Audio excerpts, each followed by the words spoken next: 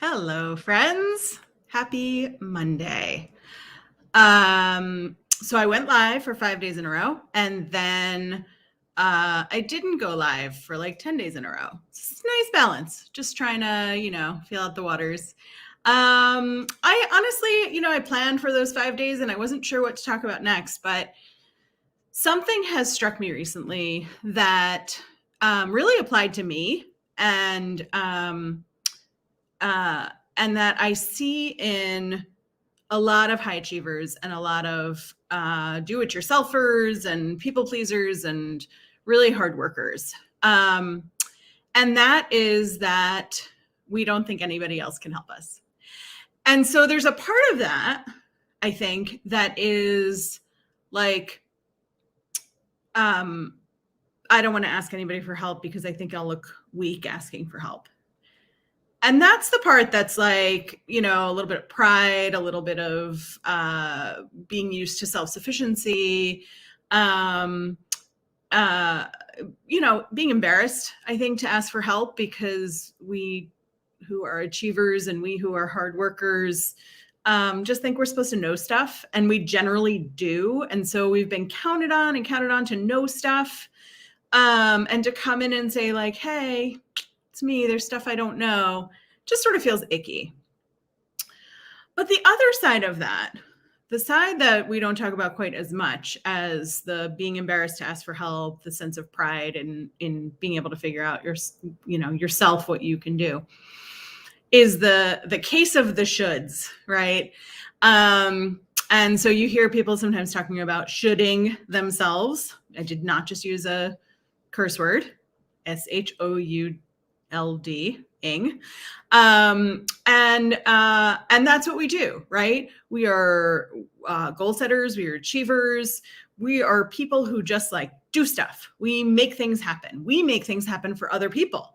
And that is like our purpose in life: servant leadership, exemplary leadership, model leadership, any kind of hardworking leader kind of person thinks they should be able to fix all their own stuff themselves.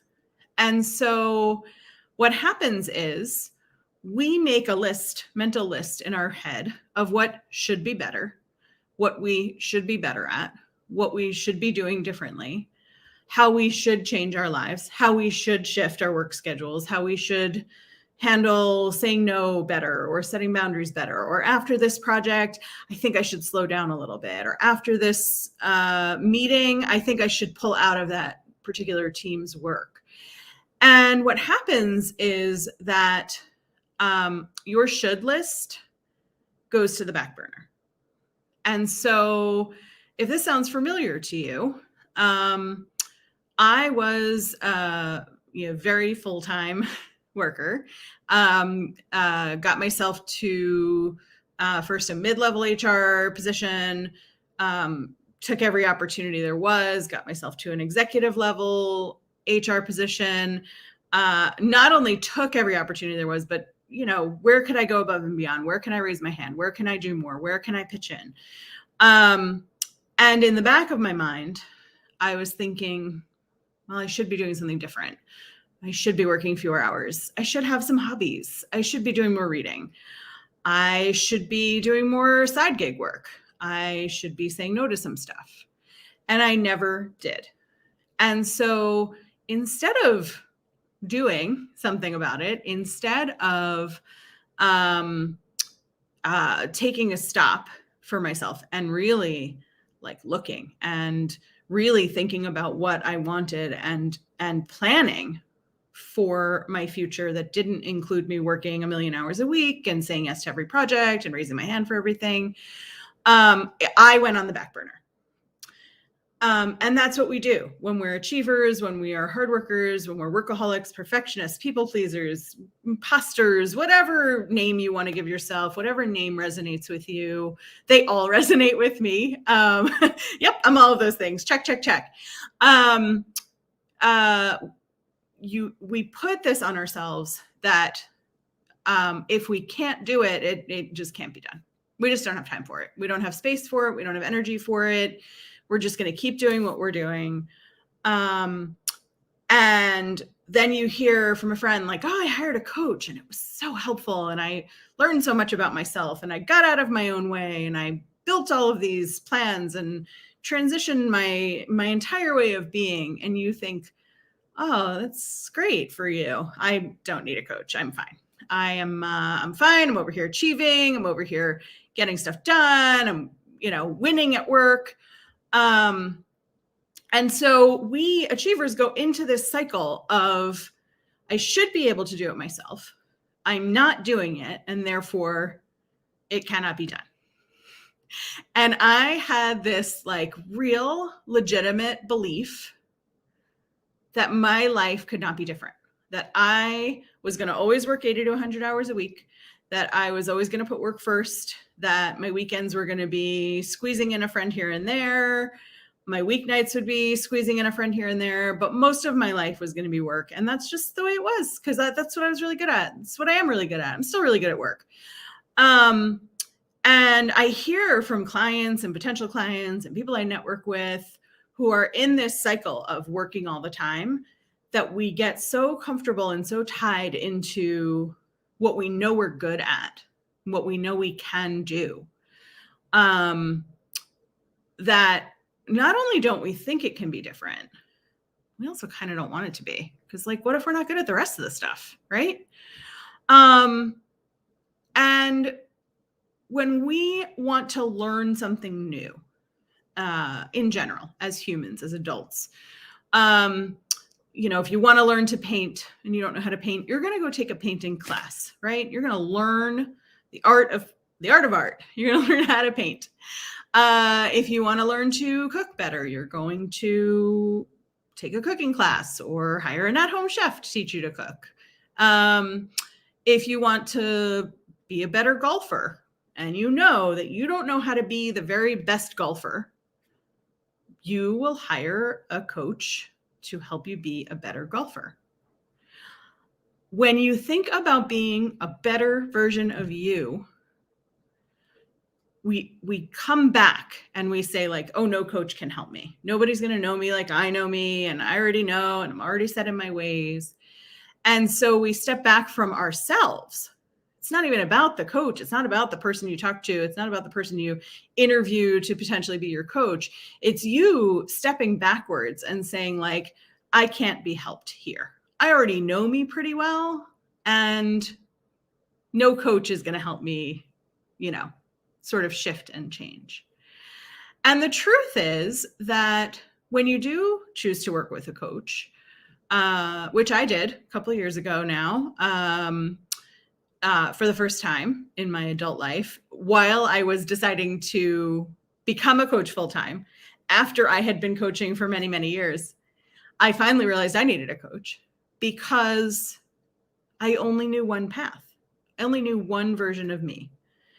I knew the version of me who was a really hard worker, a really smart worker, a good leader, a compassionate manager, a good mentor. But I didn't know beyond that. I didn't know what would happen if the Lauren I knew decided not to work 80 to 100 hours anymore. And it didn't even seem possible to me that there was another version of me. And hiring a coach for me allowed me to sort of sit with myself for the first time, right? Because part of being so busy, whether it's all work, whether it's work and family, whether it's work, family, and volunteering, whether it's work, family, volunteering, and managing a sports team, I don't know. Every time I talk about sports, I regret it because I don't know any of the lingo. I'm not great at that. But we make ourselves busy, and it's almost in the interest of not having to think about what else we can be and how else we can be. And then we put this pressure on ourselves to say like, well, if I can't fix it, like I'm good at everything. If I can't fix it, nobody can fix it. And when it comes down to it and you work with a professional coach, it's not about fixing it. It's about looking through different lenses, looking at different ways of being, looking at different things that you want to do, and really slowly integrating new ways into your life so that you're not stuck in the same way.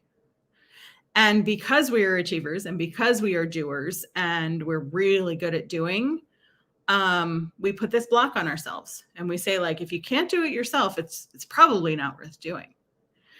And so here I sit now as a professional coach full time with a really tough audience to engage, not on the posting and engaging on social media. Like, that part's great.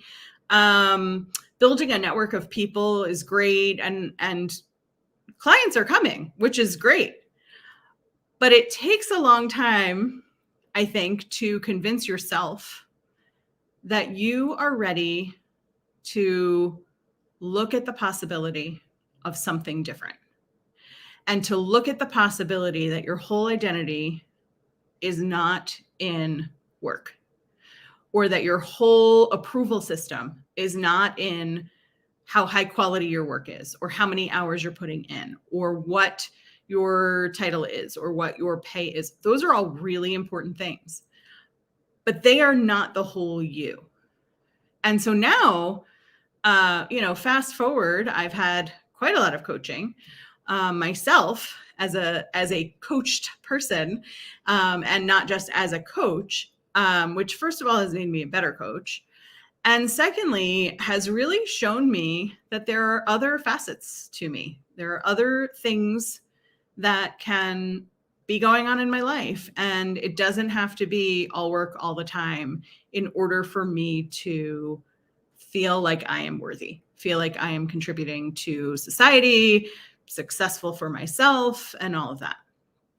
And so now I'm in this position, I'm in this very strange position, actually, where I have left my corporate job. I left the corporate world, and I've been on my own now for about 2 months. And I am just beginning, because this bolus of work is off my plate, and I've set boundaries on how much I'm willing to work as a independent entrepreneur. That now there's all this opportunity to discover who else I am and what else I want to do and what my hobbies will be.